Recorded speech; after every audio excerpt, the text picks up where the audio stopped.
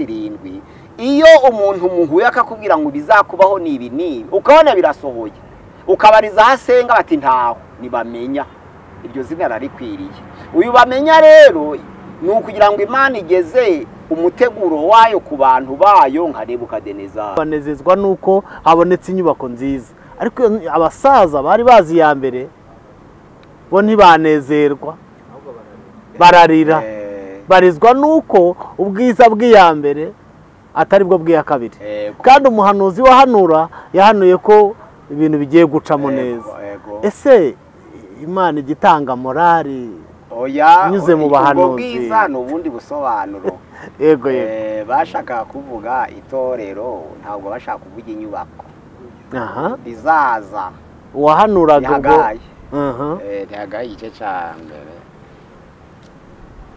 Hari ijambo mwakunze gukoresha rivuga ngo kubonekerwa. Hari inzira y'itumanaho. Ni inzira y'itumanaho bazita étape de communication. Steps of communication ni étape de communication, ni inzira z'itumanaho zikorera hose ku isi. Yes. Noneho urabona itangiriro 17 Burahamu abonekerwa mu gifaransa byita Theophanie vugira muri yo kandi bigasobanura ufite impano gusa. Yego. Inzira ya karindwi ni uguhishurirwa. Ibyo birindwi uko mbivuze ntabwo ari iby'abakristo gusa n'uruvangitiranye, ni Imana ishaka kugeza ubutumwa bwayo ku bantu atari ngombwa bikamera nk'umukarasi w'Inyabugogo. Umukarasi w'Inyabugogo ashinzwe guhamagara abakiriya. Iyo rero ari muri gare kugira ngo ni nyiri imodoka cyangwa n'umwe muri yo aravuga ati turagusize birakureba kandi hasigaye imyanya ibiri, akakuzana kwikorera umutwaro wageramo ugasanga hagezemo umuntu umwe ukamwaruta mbese ndawumwaka ubundi reka mpe kwicara bazi. Ariko iyo asubiyeyo ntavuga ngo bamaze kuba babiri, bati hasigaye umwanya w'umuntu umwe gusa. Utagize bwa murasanga baho gutanze uwo mutwaro ubwo ngufashe bira ngo tugere vuba. Iyo ugejeje ugasanga ubaye wa gatatu agasubira akaza nundi ati turagusize tugiye Inyanza turagusize. Noneho weho akwakira umutwaro uzi ngo murajana Inyanza hanyuma gasigara muri ariko noneho ntibituma atagera Inyanza nubwo ntabwo ahazi. Nyiri imodoka yavuze ngo ndaje Inyanza wari kuvuga yigana ngo turagusize. Noneho rero mwaje kugera kuzura ukabona arasiga afashe imodoka iri vide atangiye kugira ngo turagusize tugiye Kirehe.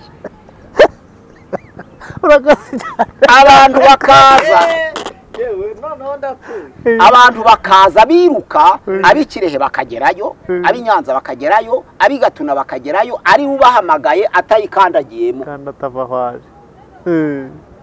Wibwiye ngo nta kamaro yagize akamaro ngo yabinjijemo. Ariko si aragera Inyanza ntazagera iteka ryose. Ikiraro cyo kwambutsa abaja mu ijuru kirahari, ariko si ngombwa ngo ico kiraro kibasangeho cyangwa kijane nawo. Nukuvuga ngo uriya muntu uzamwitegereze yohereza imodoka mu bice byose by'u Rwanda nta nahamwazi. Ariko yamaze kuza avuga ati Mpadesa, umushoferi akamuha Desa, undi aramuha Turuwasa, undi aramuha Senyisa namupfa imbabazi. Ubwo namara gukora aturu 5 arabona nk'igihumbi cyo kuja ku restaurant, abona nk'ibihumbi 2. Ntazigera Nyabugogo niko kazafite. Ariko abo yashize mu modoka bose bagezeyo uretse ko hari abakoze impanuka nyine. Umugisha w'Imana, amahoro y'Imana gufashwa n'umwuka wera bibane namwe mwese mukurikirana Izabisohoza TV. Ivuga butumwa rigera kuri bose, sibyo? Cyangwa ni umwimerere wa Pentecote. Ushobati uko wabyita kose. Twakiye Revera Dogiteri Revera cyangwa ni Dogiteri Revera. Revera Dogiteri cyangwa Dogiteri Revera. Mushumba muraho neza. Bavuga Revera Dogiteri cyangwa bavuga Dogiteri Revera. Mpazi birego ni kuba ryo navukanye. Yo nago nasho Mpazi birego. Okay. Twakiriye Revera Dogiteri Mpazi birego Imana y'amahoro ibishimire cyane kandi baha umugisha. Iburasirazuba, Iburengerazuba, Amajyepfo n'Amajyaruguru, umujyi wa Kigali, intara ya Gatatu y'abadiaspora, abantu mukunda Izabisoza TV, abantu mwakoze subscribe, abantu muri kugenda mu joininga, abantu njya mbona muri comment mushimira umushumba. Imana y'amahoro ibaha umugisha kandi namwe bishimire. Nukuri ibahe kuba mu gihugu cy'Uwiteka Imana yanyu ibaha. Umunsi wa none rero tugiye kwinjira mu kiganiro mu gisata cy'abahanuzi. Niyo mpamvu twatumiye Dogiteri kugira ngo tugende tumubaza ibibazo bigiye bitandukanye. Ariko mbere ko dutangira turamusaba manze adutambira igitambo cy'isengesho. Mana turagushimiye, turaguhimbaje, niwe wenyine ukwiriye ikuzo n'icubahiro. Turapfukamye imbere yawe kugira ngo uza hafi yacu ko tugiye kwamamaza ishimwe ryawe. Niho tugiye kuvuga, ntabwo tugiye kwivuga. Pawulo yaravuze ngo ntabwo twibwiriza ubwacu, ahubwo tubwiriza Kristo wabambwe. Tuje uko turi kose mu ntege zacu kugira ngo twongere imbaraga. Reka ubutumwa bwiza bugere ku bantu bose. Wadutoranije nk'abatambyi b'ubwami, nk'ishanga ryera, k'abantu baronse kugira ngo tugeze ubutumwa bwiza mu mahanga yose, tubahindura kuba bigishwa ba Yesu Kristo. Tuje uko turi kose rero kugira ngo ubane natwe. Reka ikuzo ribiryawe, buri wese asobanukirwe impano y'ubuhanuzi cyangwa umuhamagaro w'ubuhanuzi cyangwa inzira y'itumanaho ku buhanuzi, kandi abashe kubyamamaza mu mahanga yose. Buri wese yigishe mugenzi we ubwiru bwawe, ni mu izina rya Yesu Kristo umwami wacu, amen. Amen, amen. Mushumba, ikibazo cya mbere uramanza dusobanurira ibirere abahanuzi bakoreramo. Ese biratandukanye cyangwa ni bimwe nuko abantu babikoresha bitandukanye? Biratandukanye. Turebe muri Amose igice cya 3, igitabo cya Amose igice cya 3, turareba umurongo waho wa 7. Amose 3 umurongo wa 7 haravuga ngo nukuri Uwiteka Imana ntizagira ibyo ikora itabanje guhishurira abagaragu bayo b'abahanuzi bishwe byayo. Ntaco Imana izakora mu iteraniro, ntaco Imana izakora mu muryango, ntaco Imana izakora mu gihugu itabangiye kunyura ku bagaragu b'abahanuzi ibishwe byayo.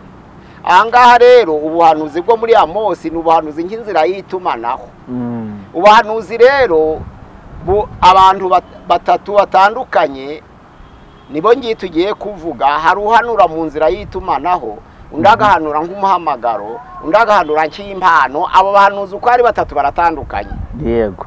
Mu Efeso 4 umurongo waho wa 11 haravuga ngo bamwe ibaha kuba intumwa, abandi ibaha kuba abahanuzi, iryo jambo abahanuzi, abandi ibaha kubwiriza ubutumwa bwiza, abandi ibaha kuba bungeri, hepfo ikaba no kuba bigisha. Abo bose kugira ngo bafataniriza hamwe gukomeza umubiri wa Kristo Yesu. Ahangaha tubonye umuhanuzi wo muri Amosi w'inzira y'itumanaho, tubonye n'umuhanuzi wo mu Efeso w'umuhamagaro. Bamwe ibaha, bamwe ibaha, bamwe ibaha, wo n'umuhamagaro. Ariko turebye mu Bakorinto wa 12 hari ubuhanuzi nk'impano. Imana iha bamwe impano y'ubwenge, abandi ibaha impano yo kumenya, abandi ibaha impano yo kwizera, abandi ibaha impano yo gukora ibitangaza, abandi ibaha impano yo gusengera abarwayi, abandi ibaha impano yo kuvuga indimi, abandi ibaha impano yo gusobanura indimi, abandi ibaha impano y'ubuhanuzi. Uretse izo mpano 9 hari n'izindi mpano zanditswe mu Baroma 12 umurongo wa 6 zirimo kugira ubuntu, guhugura, kugira imbabazi, kuyobora. Ziri nyinshi cyane. Ariko ijambo ry'Imana rivuga ngo hano ku Bakorinto wa 12 ni impano. Noneho turareba nyiri impano wariwe. Urabona impano y'umuhamagaro, turareba nka Ezekiyeli, turareba nka Yeremiya, ni umuhamagaro. Ariko turebye impano ubuhanuzi bw'impano ni nka Daniel. Uvuga ngo Ezekiyeli yahanuraga mu buryo bw'umuhamagaro, Daniel agahanura mu buryo bw'impano. Noneho hakaba n'uhanura mu buryo bw'inzira y'itumanaho, nkuko Nebukadinezari yahanuye, nkuko Kuro yahanuye. Iyo ubuhanuzi buje mu nzira y'itumanaho nibwo nahereyeho nsoma. Ntaco Uwiteka Imana yakora itakimenyesheje abagaragu bayo b'abahanuzi bishwe byayo. Ni ubuhanuzi bw'itumanaho atari ngombwa bwinyuze ku banyetorero. Yari itumanaho ikoresha n'umupagani. Dusomye Daniel igice cya 3 umurongo wa 24 kugeza 25. Nebukadinezari amaze gutegeka ngo babohe babasore batatu banze gupfukamira igishushanyo yari yaremye yarategetse ngo umuriro usanzwe hano bagomeye ubutegetsi bw'abakarudaya bawukube 7. kandi itegeko ryari inkubagaho ariko irya Nebukadinezari ntirihinduka nuvuga ngo uwo muntu mujage mu itanura ry'umuriro nubwo umuriro ari inkazi mumugezeyo abamugezagayo rero ntabwo bagarukaga bari imirambo uturudife hafi y'umuriro noneho uwajaga mu muriro akagerayo umuriro utagihari kuko yari ari mu buntu bw'Imana noneho rero arategeka babajugunyayo ariko imirambo yari izengurutse itanura ry'umuriro ariko Nebukadinezari amaze kwishima atabagome ndabakize yagiye guhaguruka yitegereza ijambo ry'Imana avuga ahagurutse yibambuye aho yari yicaye abona abantu 4 mu itanura ry'umuriro ahamagara abagaragu be bati karame ntabwo twajugunye mu itanura ry'umuriro abantu 3 baboshwe batigo Nyagasani ndareba abantu 4 kandi babohoye kandi uwa 4 arasa n'umwana w'intama w'Imana abayuda bari kumwe nawe kuko abajanye mu bunyago bari benshi nta wari warigeze yerekwa umwana w'Imana nka Nebukadinezari. Nebukadinezari ntiyeretswe kugira ngo umwizerane umupagani ariko abonye umwana w'Imana mbere y'abayuda. Ubu ni uhanuzi nk'inzira y'itumanaho ntabwo ari ukwizera. Iyo ari inzira y'itumanaho rero abapagani n'abakristo bahanura kimwe.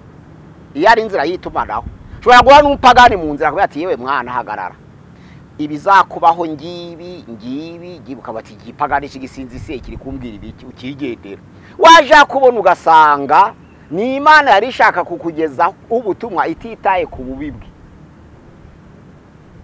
Iyo rero abapagani bahanuye bigasohora ntabwo babaha izina ry'abahanuzi ahubwo babita bamenya.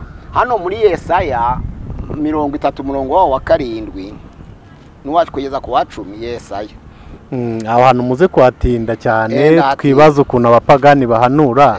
Yesaya babamenya se ko no muri biri abari barimo turaza kubihuza gute. Icyatumye bavuga bamenya bakavuga n'umuhanuzi nuko bamenya atari ngombwa ngo abumwizera. Ni si ngombwa ngo abumukristo no mwitorero. Iyo ari umukristo mwitorera agahanura bamwita umuhanuzi. Ariko iyo ari umupagani mu nzira utaza ku rusengero agahanura mwita bamenya. Bamenya araza gutandukanira he n'umupfumu. Hari umuntu byubatswemo iyo ni Imana ibivugiye muri we. Umupfumu aba yahamagaye ikigirwamana akaba aricyo kibimwereka. Ariko n'uw'Imana ishaka gukoresha kugira ngo yerekane gukomera kwayo. Buriya kuri Nebukadineza suko yaragiye kuraguza ngo yerekwe Yesu. Ahubwo ni Imana yashatse gukora ibitangaza mu gihugu c'abakarudaya kugira ngo yimenyekanishe. None Nebukadineza wari umwami wa byose abari we ubona iby'ingenzi abyamamaze aho byananiranye. Ni Imana yabikoze kuko ba Daniel bashatse kumenyekanisha Imana mu bakarudaya birananira biteye n'ubutegetsi bukomeye. Imana irabangeye kubyakabona rinatumye kuko badakomeye ndabishira mu ukomeye ahubwo byamamaza atabizi. Noneho rero ijambo ry'Imana riravuga ngo Nebukadineza amaze kubahamagara yarakekaga ariko baritaba. Aravuga ati muze hano baraza. Ijambo ry'Imana riravuga ngo ibikomangoma n'abajenama bihumurije umva nta muri wabagezeho. Aravuga ati ndategetse mu gihugu canje. Umuntu utarubarara ngo yubaha Imana ya Daniel na Sadraki na Meshaki na Abedenego. Izindi zose mbonye ko ari za kadogo nta kigenda. Iyi niyo Mana. Ahindira umushitsi imbere yayo. Umuntu utuye mu gihugu canje kandi utarahinda umushitsi imbere ngo ayipfukamire ave mu gihugu canje. Ndategetse kuko niyo yonyine ikora ibitangaza niyo yonyine. Urumva ari kuyamamaza ariko ntazi iby'Imana yamukoreyemo. Imana yo ni muri gahunda yo kwimenyekanisha ibyanda kwimenyekanisha aho byananiranye. None bishize mu wangaga kwimenyekana. Ariko ari kubikora buvuga bwa butumwa bwiza atabizi. None agiye kumenyekanisha Imana atari kugira ngo abumwizera ntabwo arahinduka umuyuda. Oya aragumya w'umupagani w'umukarudaya ariko ubutumwa bwiza bwagezeyo ntiyategetse si bakubarara. Cyane. wala ubwo ni umupagani Imana yanyujemo ubuhanuzi bakaba babyita ubuhanuzi nk'inzira y'itumanaho si umuhamagaro si impano kuko imihamagaro ibyarwa abahamagara umurimo runaka wo gusoza mu itorero ariko ahangaha ni inzira y'itumanaho ni ukugira ngo mbwire abatwumva mwese kubonekerwa ni inzira y'itumanaho bikora hose ku bapagani no ku bakirisitu kurota bikora ku bapagani no ku bakirisitu kwerekwa bikora ku bapagani no ku bakirisitu nk'uku kwa Kuro na Nebukadineza twahoze dusoma urabona Imana yasanze kurira mubwira ngo ndagutegetse ngo uje kunyubakira inzu yanje i Yerusalemu h'Ibuyuda Kuro avuga ati Imana yantegetse muri Yesaya 45 umurongo wa 1-5 aravuga ngo ibi ni byo Uwiteka Imana ivuga kuri Kuro uwo yimikishije amavuta ntabwo yimitse Kuro ngo imusiga amavuta kugira ngo abe umukozi wayo mu buryo bw'kwizera ahubwo imusiza amavuta kugira ngo abe ari we ukuraho ibyananiranye byigometse ariko by'isi handitswe muri Yesaya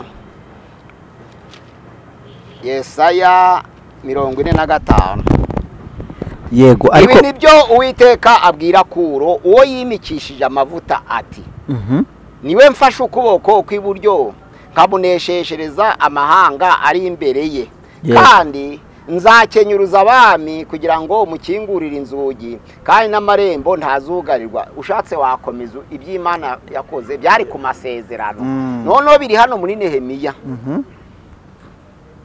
Nehemiya na Ezira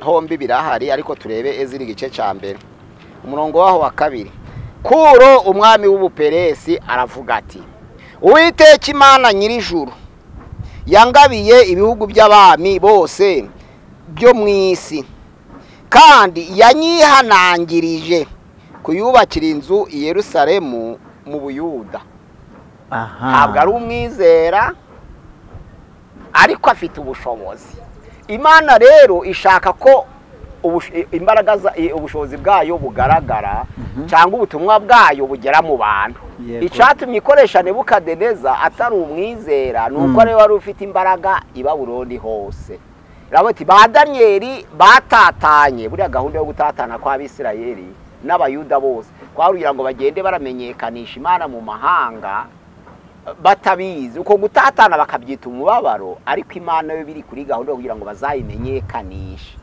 hari ibintu bibiri numvisemo ego ikintu cya mbere Imana ishobora kwimikisha umuntu amavuta ikemera ko banayakwimikisha utari umukozi wayo cyangwa se utari umwana w'ubugingo kuri yo icya kabiri bivuze neza uri umukozi wayo ariko ntuwe umwana w'ubugingo uri umukozi w'Imana kuko na Satani ni umukozi wayo ariko nturi umwana w'ubugingo biratandukanye ni ukuvuga ngo ikiraro reka ntanga urugero Satani n'umukozi wayo naye karamunguye hano mu Baheburayo igice cya 2 umurongo wa 14 aravuga ngo mbese abamarayika bose si imyuka yikorera ifashwa gukomeza abazaragwa agakiza ni imyuka yose ikorera Imana ni kuri gahunda y'Imana ariko hari hakaba bakora kuri gahunda y'Imana kubw'ubugingo abandi kubwo kubibiraro byo kwambutsa abandi none abarozi bo mu rusengero bubahwe ego Nuzi yuko mu ndwara umuntu amenyera mu Imana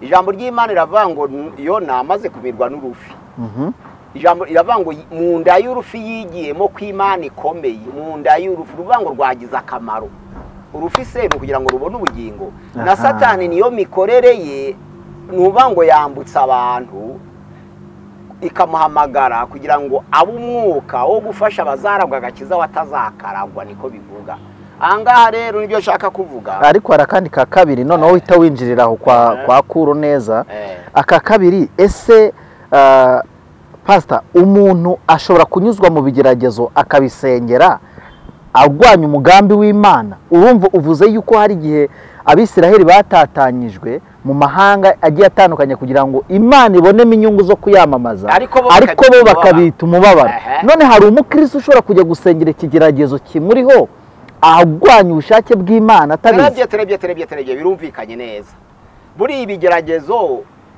hashobora kuzamo indwara ubugumba ariko noneho rero bituruka hatatu aho rero hari indwara ituruka ku Mana kugira ngo Imana yiheshe icubahiro Yohana 9 bamuzanira umuntu wavutse ari impumyi. Abigishwa babaza Yesu ngo mbese ni ibyaha yakoze cyangwa se n'ababyeyi be bakoze ibyaha? Yesu aravuga ati uyu muntu ni umuziranenge, nta cyaha yakoze, nta nubwo ababyeyi bakoze icyaha, ahubwo ni ukugira ngo icubahiro cy'Imana n'imirimo yayo igaragare muri we. None uravuze uti mbese yasenga ati? Ntabwo washobora kubona uko usenga utazi inkomoko y'ikigeragezo. Ho byashoboka. Ubanza gusengera kwerekwa impamvu. Yego. Kuko iyo ari Imana yazanye indwara, iyo ari Imana yazanye indwara, ugomba gushima uvuga uti Imana ubushake bwawe bube.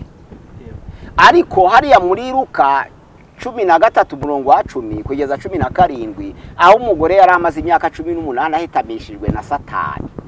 Icyo gihe nibwo wamagana uti Satani ndakwamaganye mu izina rya Yesu Kristo, kuko Yesu yari yeretswe inkomoko. Reka tuhasome hano. Bamuzaniye umuntu wavutse ari impumyi. Baramubaza ati ese niwe wakoze icyaha cyangwa n'ababyeyi? Ko ndo tubyumva uko umuntu yavuka n'impumyi akarinda w'umugabo, ni icyaha yakoze buriya cyangwa n'ababyeyi? Yesu ati no, nta cyaha yakoze, nta nubwo ababyeyi bakoze, ni ukugira ngo imirimo y'Imana n'icubahiro cyo kigaragare mu mubiri wo muntu. Ugiye gusenga azi ko ari indwara yaturutse ku Mana, arashima.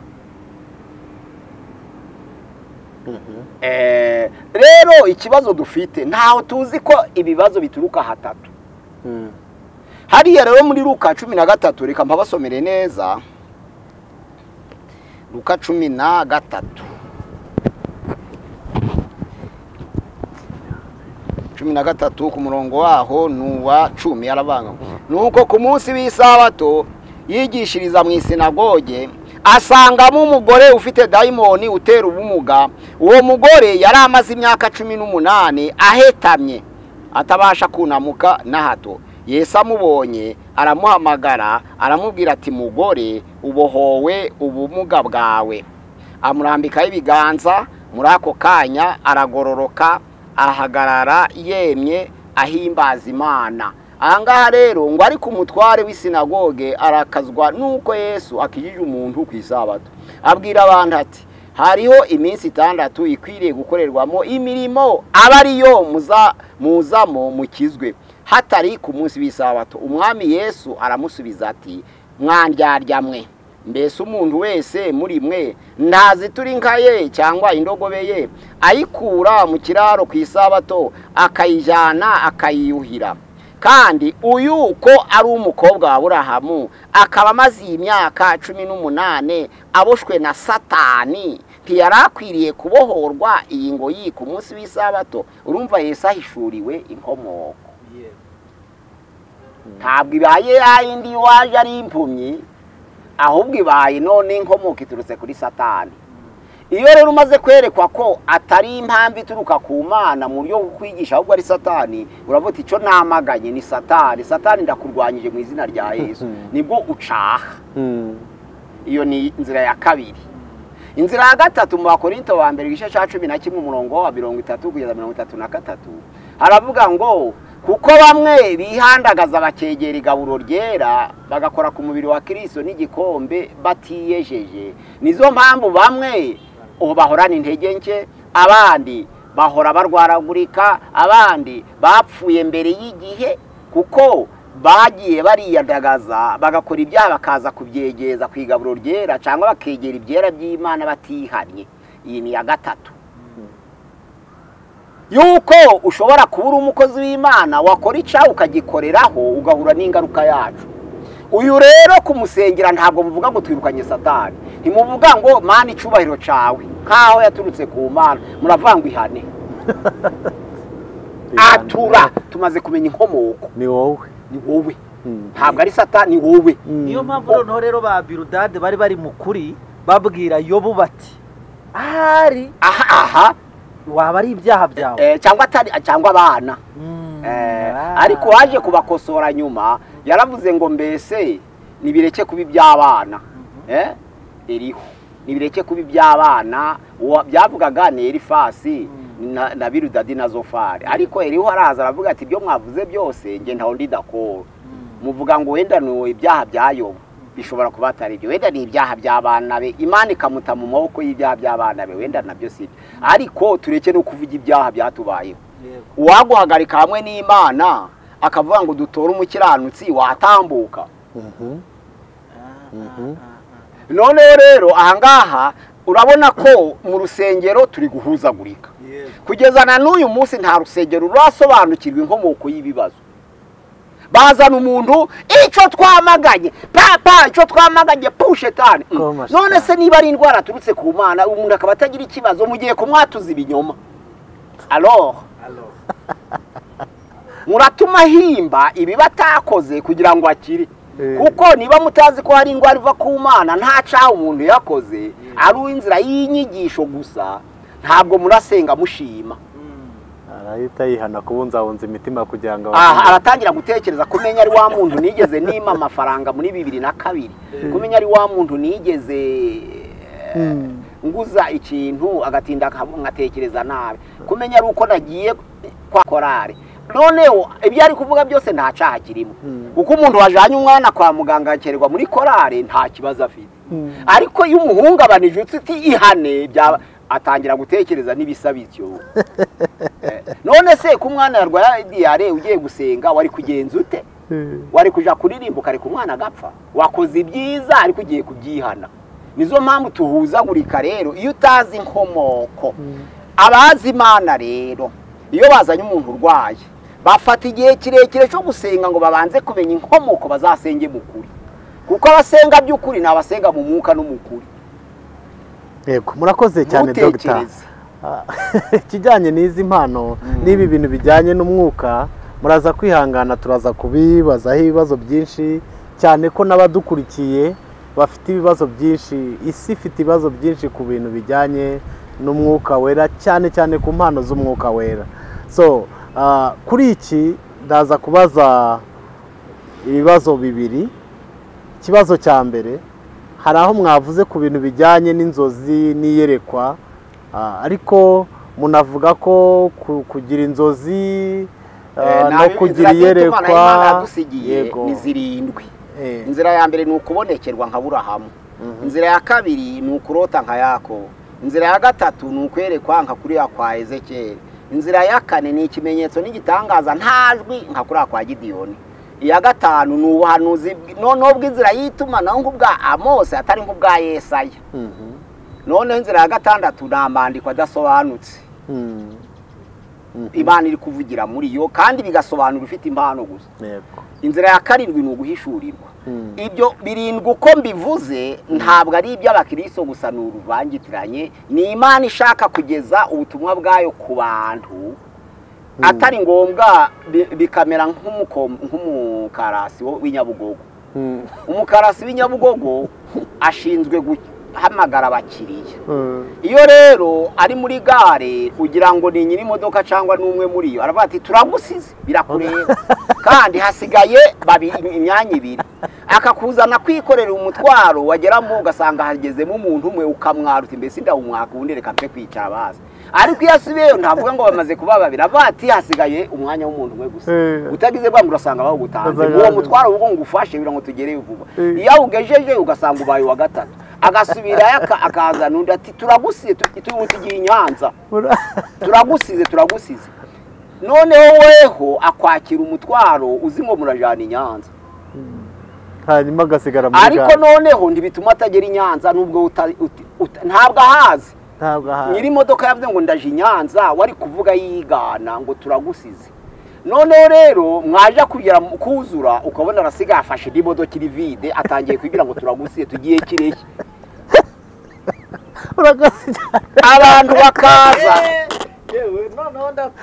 Abantu bakaza biruka, abi Kirehe bakagerayo, abi Nyanza bakagerayo, abi Gatuna bakagerayo, ari ubahamagaye atayikandagiyemo kandi atavahwaje. Wibwiye ngo nta kamaro yagize akamaro, ngo yabinjijemo. Ariko si aragera i Nyanza ntazagera iteka ryose. Ikiraro cyo kwambutsa abaja mu ijuru kirahari, ariko si ngombwa ngo ico kiraro kibasangeho cyangwa kijane nawo. Nukuvuga ngo uriya muntu uzamwitegereze yohereza imodoka mu bice byose by'u Rwanda nta na hamwazi.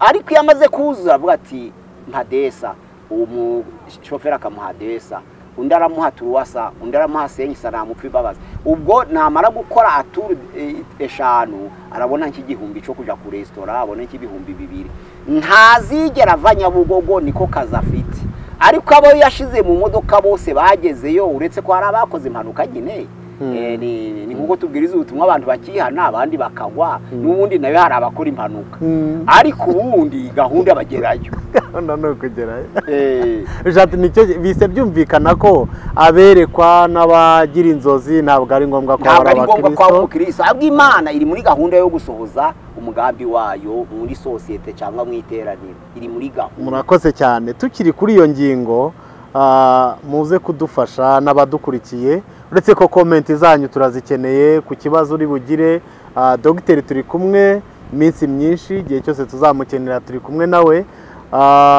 ikibazo twibaza hano ni iki inzozi niyerekwa bitandukanira cyane cyane abantu benshi babigiraga ibyo mu rusengero ariko ubwo bibaye imigenero nabwo kandi ni ikindi inzozi niyerekwa umuntu wese araza ati mushumba ati naraye ndose gutya undi ati ngewe nderetswe ibyo bintu bizatandukanira hehe aberekwa baryamye aberekwa bari mu materaniro nukuvuga ngo iyo ari yerekwa waba uri no muri bisi waba uri no mu ndege ariko inzozi ni inzira y'itumanaho isaba kugira ngo ubanze usinzire ariko sinzire waruhutse nukuvuga ngo umuntu urota nijoro ntabwo aba ananiwe ahubwo ukomanze uri kurota we yakumva ariko usinzire ntiyakumva ariko abari mu gice cy'inzozi ramwatse igice cy'induza cy'inzozi ubwo rero izo nzira z'itumanaho tubanze turangize ubuhanuzi tuzazikorere hubwo umwanya kuko ni kirekire cyane ndavuga ngo kubonekerwa cyo bita teofani ni iki byaba sije yonyine ahubwo reka tubanze ubuhanuzi kuko mu nzira z'itumanaho harimo n'ubuhanuzi mu nzira nk'uku kwa Mose navuze ngo muri Yesaya igice cya 30 umurongo waho wa 10 hano reka ngusomere Yesaya 30 umurongo waho ni wa 10 haravuga hati umurongo wa 10 nuko aravuga ngo nuko genda ubyandikire ku gisate imbere yabo ubyandike no mu gitabo bibe iby'igihe kizaza kugeza iteka ryose kuko ari ubwoko bugoma abana babesha abana badakunda kumva amategeko y'Uwiteka babwira bamenya bati ntimukarebe bakabwira n'abahanuzi bati urumva habayemo bamenya n'umuhanuzi bigaragara ko hari uwizera n'utizera nuvuga ngo bamenya murahura mu nzira pe ari umupagana akakubwira ibizakubaho ariko wowe ukamwita umusazi kubera twarigishijwe ngo ubibona ibizagiye kizaza nusenga niko twari dusanzwe tubizi noneho rero ubuhanuzi ntabwo ari ukwerekwa ibizaza gusa ubuhanuzi ni ukubona ibitaraba ibizaza bitarabaho ni no kubona ibyabaye utariho ni no kubona ibiriho utareba ubuhanuzi prophetence mu kigiriki mu kigiheburayo ni nabi bisobanura ngo kwerekwa ibizabaho bitaraba kwerekwa ibyabaye udahari kwerekwa ibyo turimo utabireba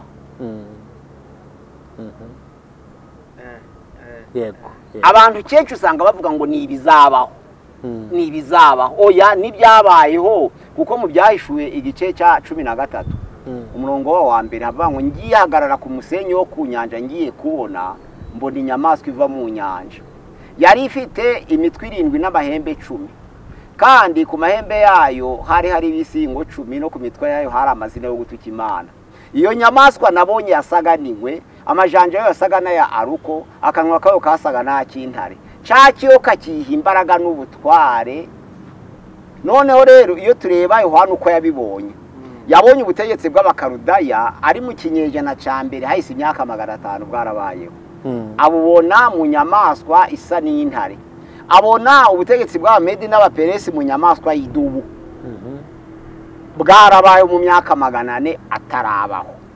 Abona ubutegetsi bw'abagiriki mu nyamaswa y'ingwe imyaka 300 atarabaho.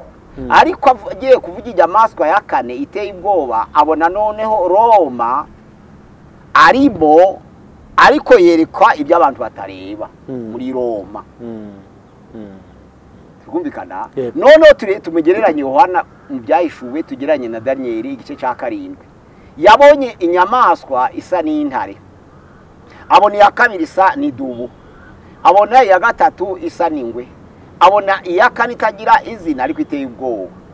Ni ukuvuga ngo hariya muri Yohana abona idubu, yabonye ko inyamaswa yitwa aruko, ayibona mu gihe kizaza cyabaye adahari, ni ubuhanuzi. Daniel abibona mu gihe kizaza azaba atakiriho, ni ukuvuga ngo abona ubutegetsi bw'abakaludaya yararimo, abona ubw'abamedi n'abaperesi azabamo agace gato, abona ubw'abagiriki atazaba akiriho, abona ubw'abaroma atazaba akiriho. Urumva ko ubuhanuzi bwiza buhanura igihe kizaza kitarasohora, bugahanura ibyasize tutahari, bugahanura n'ibyo turiho tutariba. Murakoze cyane dogiteri. Hari akantu nshaka tugarukeho. Dusanzwe tuzi ko hari ijambo mwakunze gukoresha rivuga ngo kubonekerwa. Hari inzira y'itumanaho. Ni inzira y'itumanaho bazita étape de communication. Steps of communication ni étape de communication, ni inzira z'itumanaho zikorera hose ku isi. Yes. Noneho urabona itangiriro 17 Burahamu abonekerwa, mu gifaransa byita Theophany. Igituma tugira ikibazo ni mu rurimi rw'ikinyarwanda, ariko muri dictionnaire ufashe izindi nini biritatura, kandi wabasha kubisobanura mu kinyarwanda detail utagira dictionnaire. Nsobanuye nani vision nahimba, nsobanuye nani miracle esigne nahimba, nsobanuye les écritures nahimba, nsobanuye révélation nahimba. Ariko ari mu gifaransa muri dictionnaire hagira ubusobanuro bwa buri kantu, kuko hari byinshi utasobanura mu kinyarwanda ngo byemere, aho urabize nawe. Natwe kugira ngo ubone ubusobanuro bwimbitse ni mu rundi rurimi, kuko hari mu dictionnaire. Theophany rero ni mu kigiriki, ariko baritiye hari Theophany mu cyongereza, ni Theophany mu gifaransa. Bisobanura ngo inzira y'itumanaho inyuriye inzira yibonekerwa. Usomye itangiriro 17, kubonekerwa ntabwo ari ukwerekwa, kuko iyo ni imvugo tumenyereye muri Eglise Catholique. Niyo mpamvu abadukurikiye bashaka kwibaza ati si ibintu bazanye byibonekerwa. Kwibonekerwa turizi ko ni ukudasoma, kubyita iby'abagatolika ni ukudasoma, kuko mu bagatorika nibo babonekerwa bagiye Kibeho. Urabona Aburahamu amaze imyaka 99 avutse, Uwiteka aramubonekera. Iyi ni Theophany. Ntari revelation, ntari vision, ntari songe. Buri kajambo gafite uko gasobanura.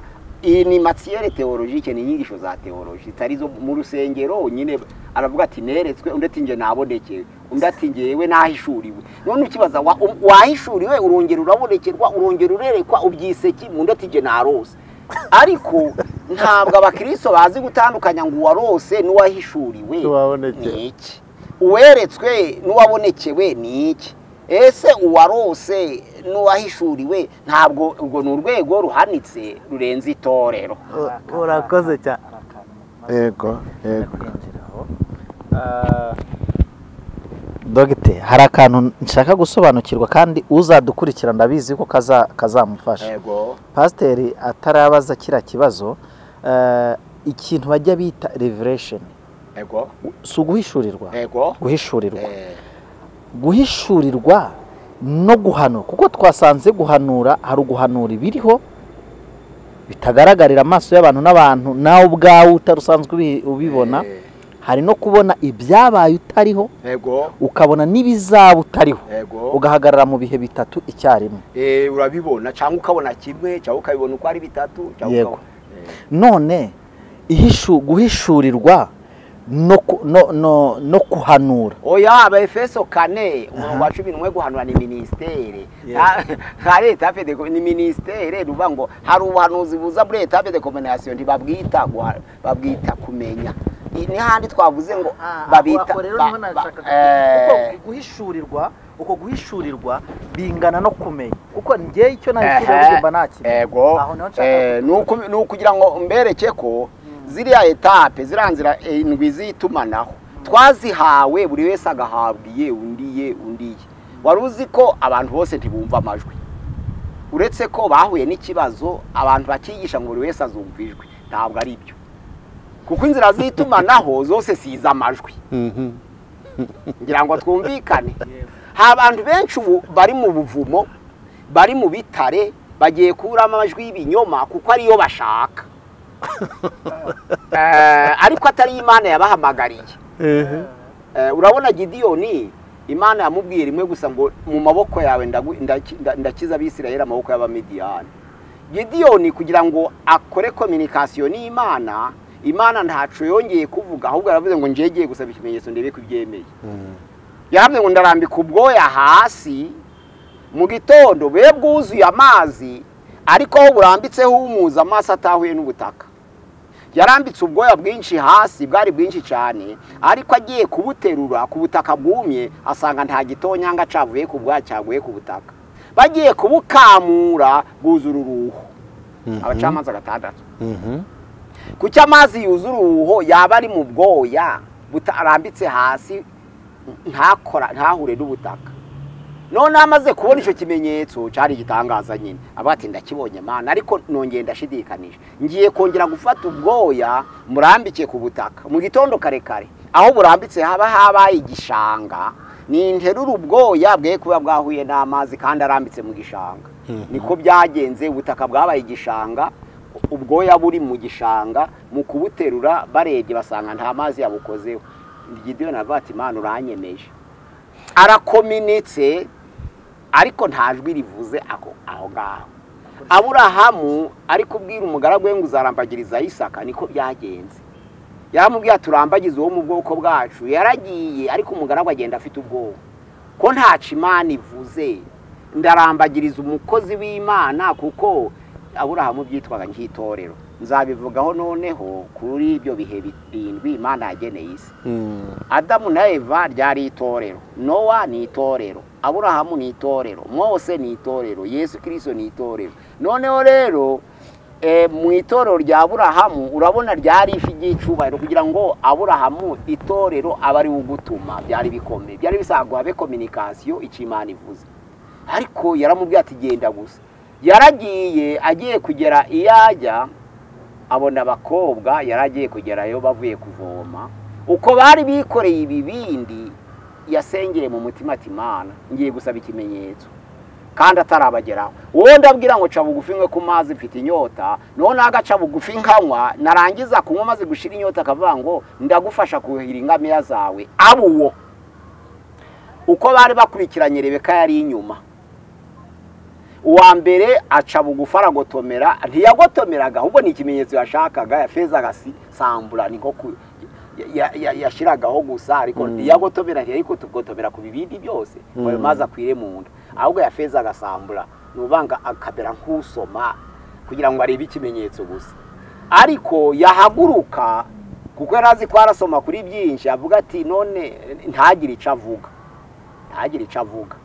undi yamubwira ati ca bugufi mwe ku mazi ati singuzi undi yamubwira ati ca bugufi agaca bugufi ntagire irinda kurikizaho ku buryo yagiye gusozereza kuri Rebeka ati ca bugufi mwe ku mazi aragotomera maze gusomaho ahagurutse aravuga ati ariko ndikubona unaniwe ndabanza kugufasha guhahira ingamiya zawe. Yaratangiye arabyidaja mu marere kuko yarabonye igisubizo ariko kitarijwe. Yego.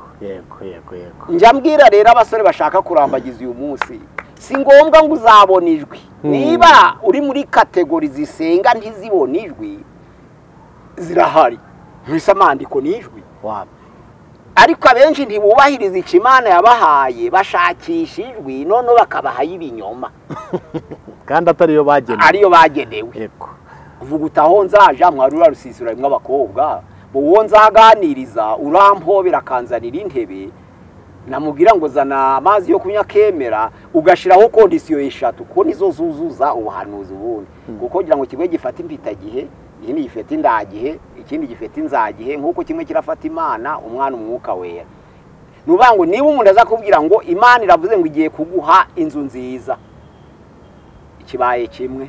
Gushidikanya ni mu bushake bw'Imana, irabyemera, avuga ngo ntugakurikirijwe yumva ryose, mwe kwizera imyuka yose. Emera Imana iyo yaguhamaga yari iri kubikoreramo iza gatatu. Tegereza ubutumwa buvuye ahantu hatatu hatandukanye batarabisezeranye ubugenzure.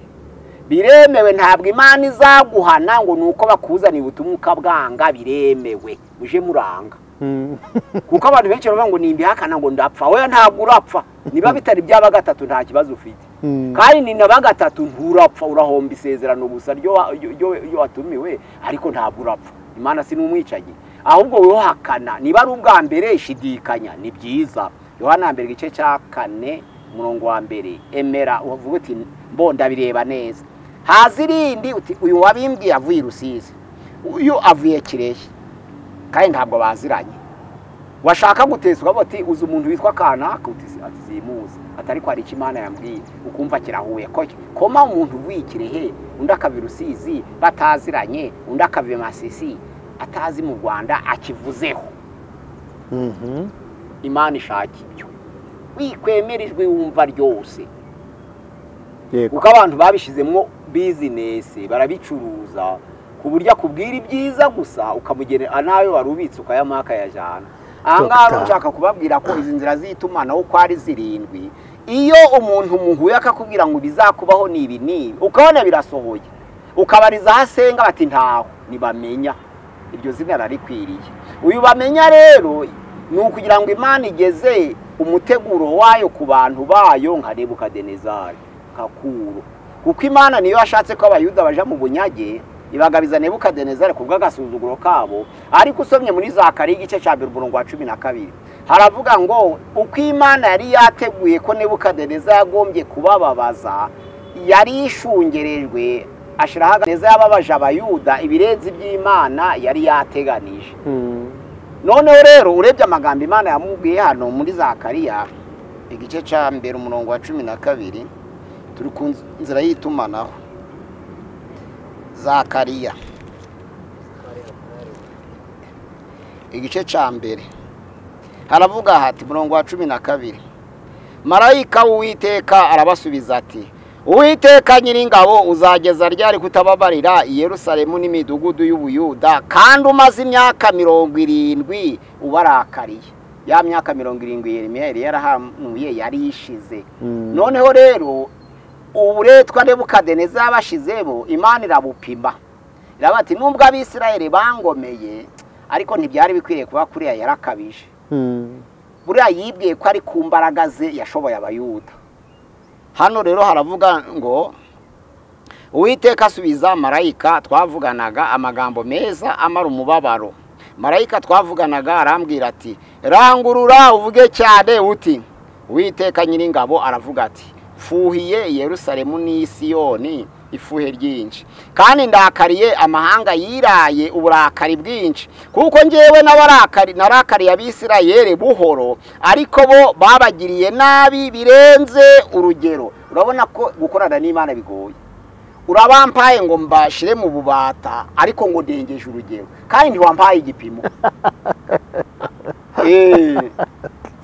Niyo yabakuzaniye ngo bashyire mu bubata, ariko ngo warengeje igipimo, none ngo urengeje igipimo kandi yaguhaye igipimo.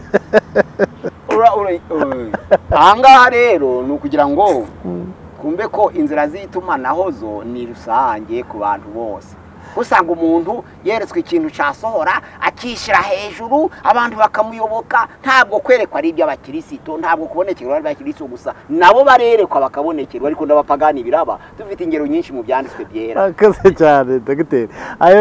Ibyo byo hari igihe umuntu abyumva akanumva ari bishya, nanjye hari ibyo numvisemo bishyashya. Ariko reka mbaze ikibazo cyanjye cya kabiri.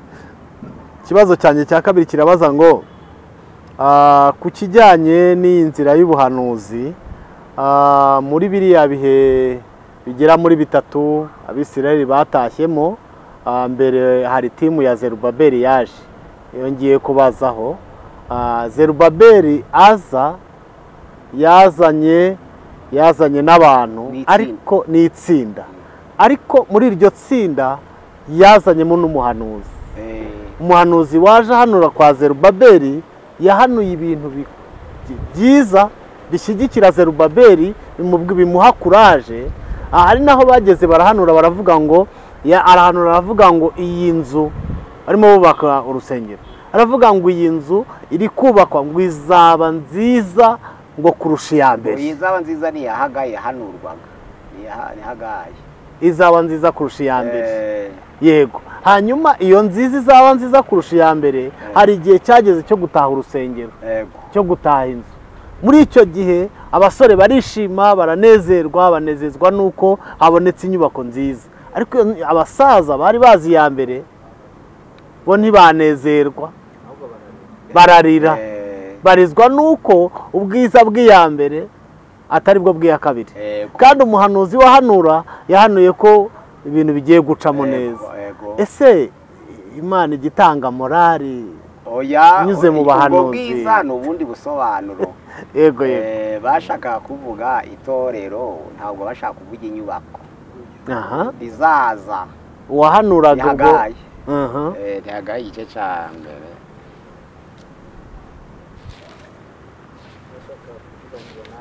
Nihagaye Habakuki Hagayi, Zefaniya Hagayi. Hano baravuga ngo ni Uwiteka Nyiringabo aravuga ati hasigaye igihe gito ngatigisa ijuru n'isi n'inyanja n'ubutaka, kandi nzahindisha amahanga yose umushitsi, n'ibyifuzwa n'amahanga yose bizaza, kandi iyi nzu nzayuzuzamo ubwiza, ni Uwiteka Nyiringabo avuga. Ifeza n'izanje n'izahabu nazo n'izanje, ni Uwiteka Nyiringabo avuga. Ubwiza bw'inzu bwo hanyuma buzaruta ubwa mbere, ni Uwiteka Nyiringabo avuga. Babikishije mu nyubako z'i Yerusalemu ariko bashaka kuvuga ubwiza bw'itorero. Kuko Yesu Kristo yavuze urusengero bagira ngo ni urusengero. Haravuga ati kuko yagiye kugenda ku rusengero rwa gatatu rwubatswe na Herode, bati hagarara tubanze tukwereke. Bamwereka fondasiyo, bamwereka inkingi. Bamaze kumwereka inkingi aravuga ati ibi munyeretse nta buye rizasigara rigeretse ku rindi. Noneho muri Yohana 2 umurongo wa 19 n'uwa 20 arababwira ngo musenyure urusengero nzarwubaka mu minsi 3. Noneho baravuga ngo yewe wigize ingenge, urusengero tukubyasa imyaka 46. Nawe uhangare nta soni uzarwubaka iminsi 3. Ngo ariko ntiyavuga inyubako, yavuga ngo umubiri we. Urumva rero ahangaha tujya ngo turasobanura urusengero ruvuga muri Bibiliya. Hano rusobanura iki? Hano rugasobanura. Abantu benshi bavuga ubwiza bw'urusengero bakagereranya urwa Zerubabeli n'urwa Salomo, bakagereranya urwa Herode n'urwa Zerubabeli. Oya, ni intuza n'ubwiza bw'urusengero nk'itorero. Za nyubako z'imbere z'imitima, nk'uko iki timu yakurikiyeho itubatse inyubako isanzwe, ahubwo bubatse yaraje abasomera amategeko, ababwira ibindi bintu. Yego mushumba, kandi mushumba visionnaire wa Izabisoza TV arakoze cyane, aho yararimo akubaza ku bijyanye n'ukuntu ubwiza bw'insengero bwagombaga uko bwakurikiranye n'uko bwarutanywaga. Hari urusengero rwa Salomo, hakurikiraho urusengero rwa Zerubabeli, hakurikiraho urwa Herode, noneho hagakurikiraho urwa Yesu Kristo, rurimo insengero nyinshi muri rumwe. Ubwo ni urusengero rwubatse ku isi yose ariko ruhuriye mu mubiri wa Kristo. Nkuko niba numvise neza ukuntu mubisobanuye ko ari twe nsengero z'Uwiteka, ko nanuza na Paulo yabyaniseho mu Bakorinto, niba nibuka neza, aravuga ngo ntimuzi yuko muri insengero z'umwuka w'Imana uba muri mwebwe. Twe turi ku bijyanye n'ubuhanuzi n'uburyo ki ibirere by'abahanuzi, nicyo kibazo natangiye nkubaza. Nakubaje ese biratandukanye, ese niba bitandukanye nibihe? Wabitunyuriyemo muri makeya kuko tugiye kubivuga nta nubwo twanavuze n'impano z'abahanuzi, uburyo kibirere bakorera. Niyo mpamvu ndagusaba uzaze udutandukanyirize. Ese umuhanuzi, kuko nigeze kumva hari umwigisha yigeze kwigisha aravuga ati hari umuhanuzi uhanura bitewe n'amarangamutima ye. nibyo ndavugaho ni mubishaka. Nta kibazo tuzongera tugutumire uzubivuge, cyangwa se agatumwa ni akahanura akoresheje communication ijyatumanaho ry'ubumana. Hari n'ukoresha itumanaho ari handi wavuze uti hari umusore utegereza ijwi kandi Imana itamubwirijwe, none akabwirizwa ijwi rivuye kwa Satani cyangwa n'abantu no ku bantu ari riva kuri Satani ku bantu no ku Mana. Yego, ni hatatu. Yego, aho naho tuzaza tumenye uyu muhanuzi witumye n'umuhanuzi watumwe n'Imana n'umuhanuzi wazaniwe ijwi na Satani. Kuri ibyo reka tudasiga abantu mu kirere, ahubwo twibaze duti ni gute twakwirinda izi nzira zitarizo z'abahanuzi. Très bien. Ni ikibazo cyiza cyane, ni ikibazo cyiza cyane. Yego, ubanza kumenya ikiranga umuhanuzi w'ukuri. Yego, kugira ngo abari cyugenderaho ubone uko wirinda abibinyoma. Yego, banga umuhanuzi w'ukuri, ubuhanuzi bwose atanze ntabwo buvuguruza ibyanditswe byera. Yego, nizo mpamvu umuntu uhanura, umuntu uvuga ubutumwa, umuntu ushumbya itorero, umuntu wigisha, umuntu w'intumwa bakwiriye kuba muri Bibiliya igihe cyose, ariko cyane cyane ahubwo umuntu uhanura akagumamo kugira ngo abashe kwiringaniza amajwi yumva yose. Ikibazo rero umuhanuzi udasoma Bibiliya agendera mu majwi atarayimana kuko biriya n'ibigenzura. Yego, aho rero nongeye kuvuga iyo umaze kumenya ibiranga umuhanuzi w'ukuri, icyambere ntabwo ubuhanuzi atanze buvuguruza ibyanditswe byera by'Imana yavuze. Yego, kuko muri Petero ya 2 umurongo waho wa 21 mu gice cya mbere, Petero tuhasome kugira ngo tuhumve neza. Petero ya 2 igice cya mbere umurongo wa 21 n'umwe aravuga ngo kuko ari nta buhanuzi bwazanye n'ubushake bw'umuntu, ahubwo abantu b'Imana bavugaga ibyavaga ku Mana bashoreye n'umwuka wera. Nuvuga ngo iyo umuntu ahanuye wareba ibyo ahanura ukabona biri kuvuguruza ibyanditswe byera, uwo mukuramo hakiri kare. Yego, noneho uwa 2 abahanuzi bakoresheje guhanura ibyiza kugira ngo batangirizwa mu bantu bashimwe. Haleluya. Noneho rero iyo umuhanuzi ahanuye amahoro, muje muraceceka ntimukamurwanye cyangwa ngo mumwemeze bitarasohora. Byanditswe muri Yeremiya igice cya 28 umurongo waho wa 9. Yeremiya 28 umurongo wa 9 haravuga hati wala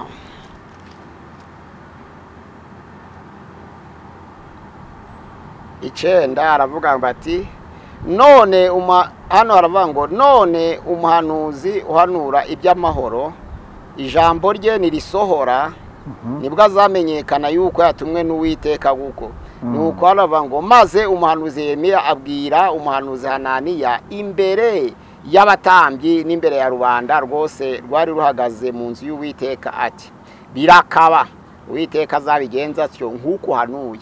Uwiteka azasohoza amagambo yawe wahanuye yo kugarura ino ibikoreshwa by'inzu y'Uwiteka byose n'abajanywe ari imbohe i Babuloni. Ariko rero wumva ijambo ngiye kukumvisa wowe na rubanda rwose.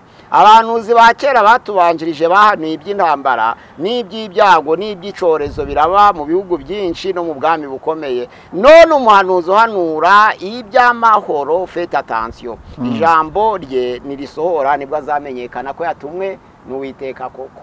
Iyi ni ingingo ya 2. kuko umuntu aravuga ati Imana iguhaye imodoka ugatangira kumuhana make wari ufite. Yego, Imana baturaje mu mahanga sinubundi ko Imana yabinyemereye reka tugabana yo ufite. Benshi babikoreshe muri business, ariko Yeremiya aranze aravuga ngo umuntu uzahanura amahoro we kuzamurwanya kandi we kuzamwemera. Uzavuga uti birakaba kuko ibyiza turabyifuza, nibimara gusohora umusange niba yavuze ngo ugiye kubona inzu nziza uti birakaba nzayikwakiriramo niboneka. Niba yavuze turaje mu mahanga uti birakaba ningera mu mahanga nzagutelefona. Yaba ati urabona umugore mwiza muzabana neza uti birakaba nimara kurongora tuzagutumira. Noneho we gushoka ushize mu byiringiro ko icyo kintu kiraho kuko ari amahoro. Iri ni itegeko ry'ubuhanuzi. Itegeko rya 3 ry'ubuhanuzi nuko umuhanuzi w'ukuri atandagaza izakubwira ibinyoma barandagaza niba yeretswe ko uri umusambanyi mu rusengero ashaka ngo gukoreho babibone niba yeretswe ko uri umujura ashaka ngo barane babimenye ntabwo ari ko umuntu w'ibinyoma naho ukuri akujana ukwawe yego reka akaguha noneho ibimenyetso umenya urumva rero hari inzira nyinshi hari ibimenyetso bigaragaza ukuri tuzabiganiraho neza ubutaha ariko birahari yego murakoze cyane Imana y'amahoro ibaho umugisha mwakoze kubw'ikiganiro cyiza mwaduhaye mwakoze kubw'umwanya mwiza mwaduhaye abareba Izabisoza TV mwakoze Imana ibaho umugisha kandi bishimire ibahe kuba mu gihugu cy'Uwiteka Imana yanyu ibaha ibanezeze dushimiye Revera kubwo kudusobanurira ubusobanuro bwiza yaduhaye nyabuna gerageresha ibyanditswe ubuhanuzi niho uzaba utsinze uburiganya bw'umwanzi Satani ayateye mu biyita abahanuzi ndetse n'abashaka kuba abahanuzi kuko nabyo tuzabigeraho aho tuzaba turi no kumubaza ibijyanye n'ububiko bw'inzu y'Imana kuko bimwe mu bituma abahanuzi bo muri iyi minsi yo nganiye nabo nk'umunyamakuru nsanga akenshi cyane nuko ahari ibyo kurya byabo haryamye Tobiya na Sanibarati aho kugira ngo haryamemo ibyo bagomba gufata kugira ngo batajya mu ivangirwa ubwo nabyo tuzabiganiraho dukureho urujijo rw'abahanuzi bashyiraho kubera ko ari nayo mpamvu bashaka guhanura n'ibijyanye n'inda zabo n'amarari yabo ndabashimiye cyane rero kadusabe Dogiteri yongera asenga Imana dusoza igice cya mbere cy'iki kiganiro tuzagaruka nakagaruka Imana y'amahoro ibaho umugisha ikaze Pierre ubagejeje ikiganiro mboneka kuri channel ya gusenga everyday nimero ya WhatsApp ni 0786669620 0786 669 kuri channel ya gusenga everyday Imana iduhana umugisha mu izina rya Yesu Mana turagushimiye turaguhimbaje ugize neza tumaze kuganiza bene data ijambo ryawe kandi waravuze ngo ijambo ryawe ni imbuto itabora waravuze ngo ijambo ryawe ni inyundo imena urutare waravuze ngo ijambo ryawe ni umutsima utera imbaraga reka ijambo ryawe dusangije bene data ritugeraho twese kandi ritubere ibyo kurya byera kugira ngo abantu bose bagere ku rwego rwo gukora imirimo myiza baheshejwe n'ijambo ryawe tubyambaje mu izina rya Yesu Kristo amen.